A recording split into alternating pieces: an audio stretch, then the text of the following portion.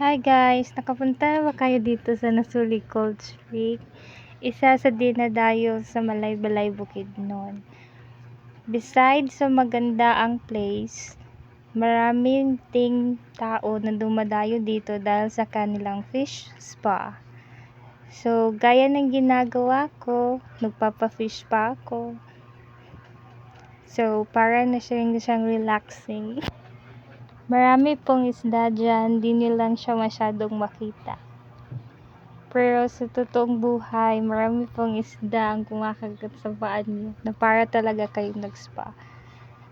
So besides sa fish spa, meron din pong malawak na lugar kung saan kayo magsuswimming. For safety, meron din po silang life jacket para sa mga bata. Magbayad lang po kayo ng 50 pesos, tsaka bibigyan niyo yung life jacket. Besides sa maliliguan, meron din po silang hidden area kung saan marami po kayong makikitang structure ng mga hayop.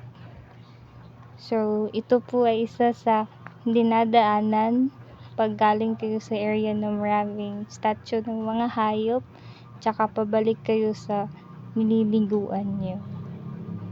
So, marami kayong makikitang puno, halaman, magandang tanawin, tsaka malamig na hangin at tubig.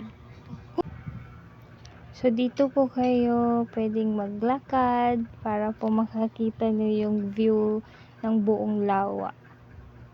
Tsaka, besides from that, may makikita rin po kayong mga halaman, mga puno, tsaka may cottages din sila sa taas if gusto nyong nasa taas kayo. Dito po yung tindahan kung saan kayo nagre-rent ng life jacket para sa mga bata. If di po kayo marunong lumangoy, may pang-adult din po na life jacket dyan.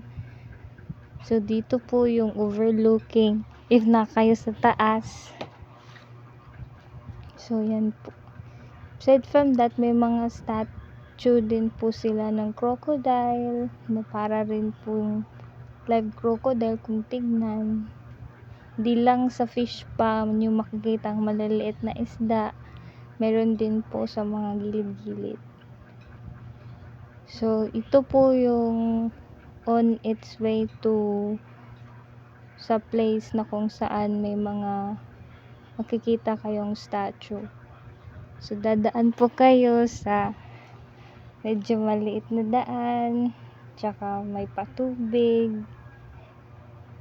Diyan po.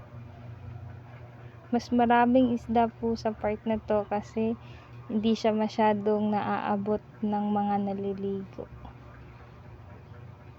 So, dadaan kayo sa parang maliit na tulay na may tubig. Sa side na to, dito po ang fish pa. So, pwede din po dito yung mga bata kasi di siya masyadong malalim. Ito po yung isa sa attraction nila, picture. So, yep, kapapa-picture kayo sa scuba dive. Tsaka, gusto nyo mag-picture sa iba't ibang structure like turtle. Meron din pong butterfly. Tsaka po, may rhinoceros. Tsaka may paduyan. So, yan po yung entrance kung nasan yung Nasuli, tsaka yung structure ng may ahas. Tsaka, yep, ito po yung structure na makikita nyo, yung crocodile. Pwede kayo magpa-picture parang live. Pero di yan totoo. Tsaka may kuweba din po sila sa part ng left side.